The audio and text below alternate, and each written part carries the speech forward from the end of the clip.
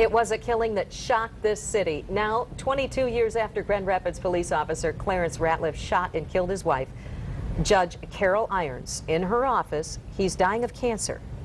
Ratliff's family is asking for him to be released from prison so he can spend his last few days with family. 24 Hour News 8's Ken Kolker found out today that not everybody wants that to happen. Brian A. was one of Grand Rapids' highest profile murders in the middle of the day at the old Hall of Justice. And it was like walking around in a fog for many days. Clarence Ratliff was drunk in the middle of the day in October 1988 when he burst into his wife's chambers and shot her. As to count one, guilty of voluntary manslaughter. He got up to 15 years for the death after being convicted of manslaughter, but life in prison for shooting at the officers from his own department who responded. If he got through this year, it would be a miracle. On Thursday, his family's attorney, former U.S. Attorney John Smetanka, asked the state to commute his sentence. The family's contention that it's enough is enough.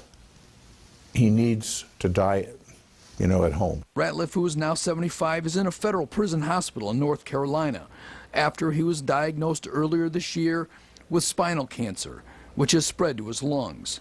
Certainly he is not going to offend again. He's in bed, he's bedridden, or a wheelchair. He can't speak. Today he's got pneumonia. It's getting very close to the end. Smetanka says the commutation also would serve another purpose, saving taxpayers the expense of medical care.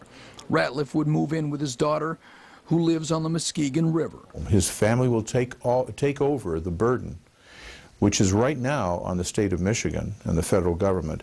Ratliff also is getting support from the judge who sentenced him, who has recommended the state consider him for release, and from one of the Grand Rapids officers who exchanged gunfire with him, who wrote to the state asking for compassion and mercy. Mercy is something that wasn't provided to Carol when he shot her, and mercy wasn't provided to the police officers that he shot at when trying to escape when they were called. Diane Landers keeps a photograph in her office of her with Carol Irons the night her friend was elected Kent County's first female judge. Landers also was her attorney in the judge's pending divorce case against Ratliff. What should happen to Clarence Ratliff? He should do exactly what he was sentenced to do, live out his life in prison, and if that means dying there, that's what it means. Ratliff's attorney tells us that the parole board must first recommend commutation, which must then be approved by the governor. He says the state would need to act quickly to give Ratliff a chance to die at home. Ken, thank you.